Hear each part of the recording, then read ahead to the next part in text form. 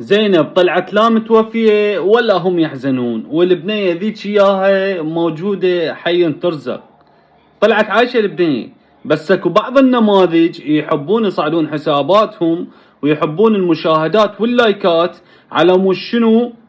يصعد حسابهم على مود يأذون المتابعين ويأذون العالم ويخوفون الناس لا أكثر ولا أقل. يا أخي ليش يعني هاي البنية شنو مسويت لكم؟ صحيح هي خلينا نقول ما عندها شيء مفيد بالحياة، بس هي البنية جاي ضحك نفسها لا أكثر ولا أقل.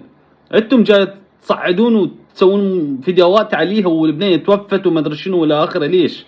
ومن شفت المقطع الفيديو حسيت اكو بالمقطع الفيديو ذكاء اصطناعي، يعني بعض الكلام يعني مو زينب، لا يجوز على غير شخص على غير انسانه يعني متوفي خلينا نقول هيك.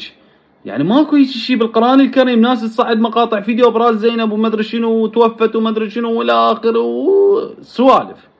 كلها يعلمون يصعدون مشاهدات ولايكات ويصعدون حساباتهم لا اكثر ولا اقل. شنو راح تستفاده ما ادري، العلم عند الله. بس البنيه طلعت عايشه حي ترزق.